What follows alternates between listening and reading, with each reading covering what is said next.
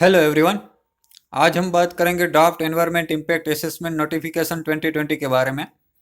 Recently ministry of environment forest and climate change ने environment impact assessment notification 2020 के draft को public domain में रखा है।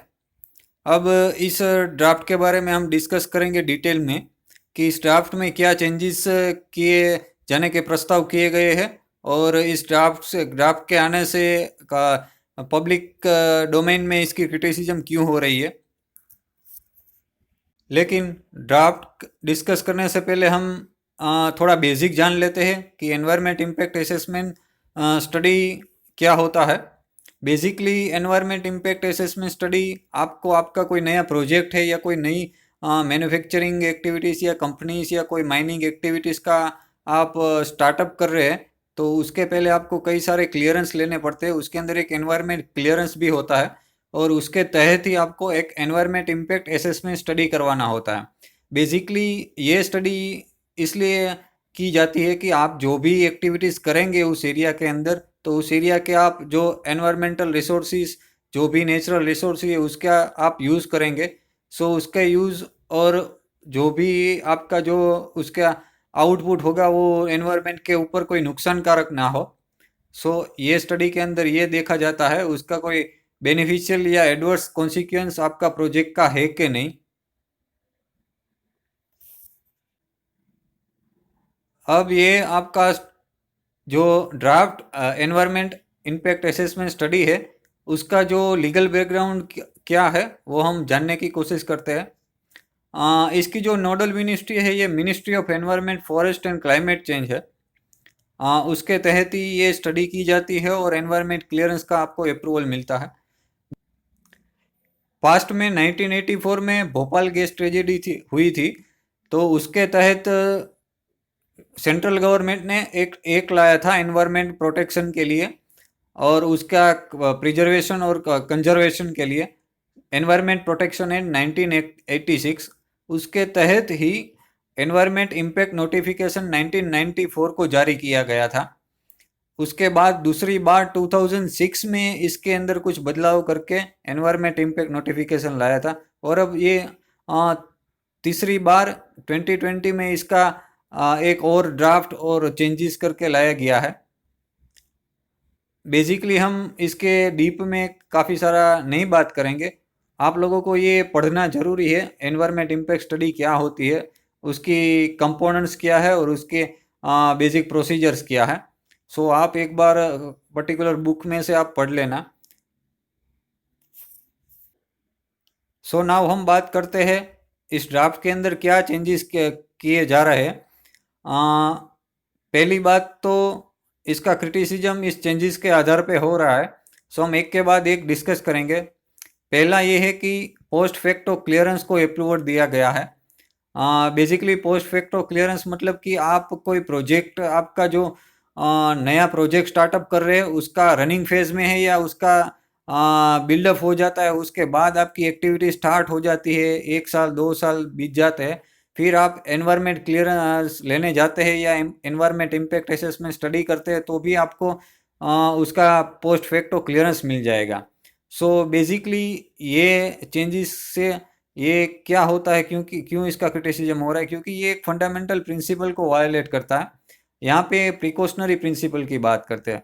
अब आपका प्रायोर प्रायोर जो एनवायरनमेंट इम्पैक्ट असेसमेंट स्टडी है वो नहीं होगा तो पता नहीं चलेगा कि आपका जो प्रोजेक्ट है वो किस बेसिस पे हो रहा है और उसका डिटोरिएट इफेक्ट एनवायरनमेंट पे क्या होगा। सो ये प्रिकॉशनरी प्रिंसिपल को वायलेट करता है बिकॉज अभी रिसेंटली जो विजाग गैस लीक हुआ था उसके अंदर भी यही बात सामने आई थी कि जो पब्लिक हियरिंग होना था वो उसके 10 दिन पहले ही गैस लीक हो गया और अभी उसका कुछ पैनल बैठी थी उसका भी जो रिपोर्ट है वो भी आ गया। उसके अंदर काफ़ी सारे लूप होल्स पाए गए हैं और काफ़ी सारे लोगों को दोषित करार दिया गया है। और जो हम कई बार सुनते हैं कि ओशियंस में ऑयल स्पिल हो रहा है, सो ये एक जो भी एनवायरमेंटल डैमेज है वो इरिपेरेबल है, मीन्स कि एक बार हो जाता है तो उसका कोई सॉल्यूशन नहीं है। सो हमें प्रिकॉशनरी ही कुछ स्टेप लेने पड़ेंगे।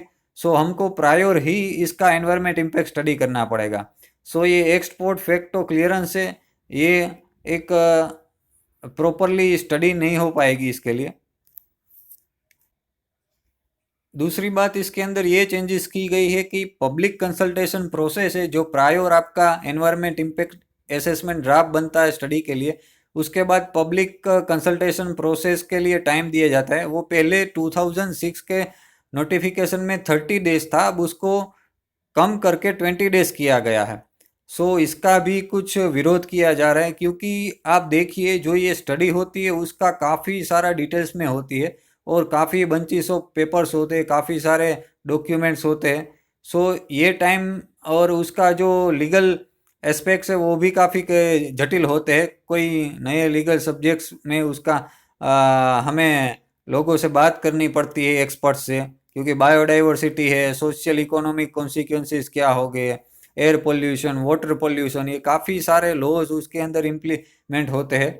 सो ये टाइम है वो काफ़ी कम है, और जो लोकल्स पब्लिक है उसके लिए तो काफ़ी ही कम है, क्योंकि उसको ये पता ही नहीं चलेगा कि इस ड्राफ्ट के अंदर क्या है। सो एक ये लेस ट्रांसपेरेंसी दिखाता है, और इसकी क्रेडिबिलिटी पे भी एक क्वेश्चन मार्क है। एक तीसरी बात इसके अंदर ये भी चेंज कर रहे हैं कि कंप्लायंस रिपोर्ट इश्यू है वो 2006 के नोटिफिकेशन के अंदर हर 6 महीने को देना पड़ता था, कि आपका जो भी ऑपरेशन हो रहा है वो प्रॉपरली लॉ के हिसाब से हो रहा है, लेकिन वो अब साल में एक ही बार देना पड़ेगा। सो इसके चेंजेस से ये होगा कि अब आपका जो एक साल में ही आप अपना रिपोर्ट दे रहे हो, तो अगर वो साल भर के अंदर कुछ एनवायरमेंटल डैमेज होते हैं या सोशल और हेल्थ कॉन्सिक्वेंसेस होते हैं तो उसका एक बार हो जाने के बाद उसका कोई रिकवरी नहीं है। सो ये एक ही बार करने से हमको पता नहीं चलेगा कि किस समय में क्या डैमेज हो रहा है। और लास्ट में इसका सबसे ज़्यादा क्रिटिसिज्म एक बात पे ये हो रहा है कि इसके अंदर एक नया एक प्रोजेक्ट को एक्सक्लूजन दिया गया कि जिसे स्ट्रेटेजिक प्रोजेक्ट करार दिए जाए सेंट्रल गवर्नमेंट द्वारा, उसके लिए ये स्टडी और पब्लिक कंसल्टेशन प्रोसेस की ज़रूरत नहीं है। अब ये स्ट्रेटेजिक प्रोजेक्ट कौन से होंगे, तो ये कि इसकी कोई प्रॉपर डेफिनेशन नहीं दी गई है। सो ये एक discretionary power of central government के ऊपर है कि किस प्रोजेक्ट को स्ट्रेटेजिक करार दिया जाए और ना दिया जाए। और काफ़ी सारे ऐसे भी कुछ प्रोजेक्ट्स को शामिल किया गया है जिसको एक्सक्लूजन दिया गया हो, जैसे कि पहले क्या होता था कि 20,000 स्क्वायर मीटर्स के जो कंस्ट्रक्शन एरिया होते थे उसके कम एरियाज को ये स्टडी की ज़रूरत नहीं पड़ती है, लेकिन वो अब काफ़ी सारा बढ़ा के 1.5 लाख स्क्वायर मीटर्स एरिया के लिए दिया गया है, कि जो इतना स्क्वायर मीटर एरियाज में कंस्ट्रक्शन होगा उसके लिए कोई environment study, impact assessment study की ज़रूरत नहीं है। और बिल्डअप एरिया भी शामिल किए गए हैं कि कुछ एरियल व्यू से आप नॉर्थ ईस्ट के जो एरियाज है उसके अंदर ये बॉर्डर एरिया है हमारे सारे, उसका जो एरियल व्यू है उसके ऊपर से 100 किलोमीटर्स के एरिया को एक्सक्लूजन दिया गया है। सो नेशनल सिक्योरिटी के हिसाब से वहाँ पे डिफेंस कुछ कंस्ट्रक्शन करने हो तो उसको भी यहाँ पे एक्सक्लूजन दिया गया है।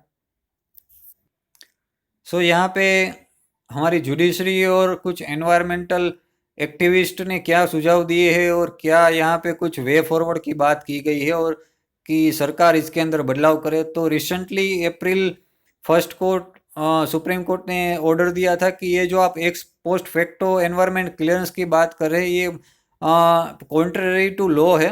सो ये रूल ऑफ लॉ के खिलाफ है, बिकॉज यहाँ पे कॉन्ट्ररी टू लॉ मीन्स कि ये प्रिकॉशनरी प्रिंसिपल के खिलाफ है और ये सस्टेनेबल डेवलपमेंट के ऊपर भी एक क्वेश्चन मार्क है। सेकंड बात की जो आप पब्लिक कंसल्टेशन प्रोसेस के लिए टाइम कम कर दिया है।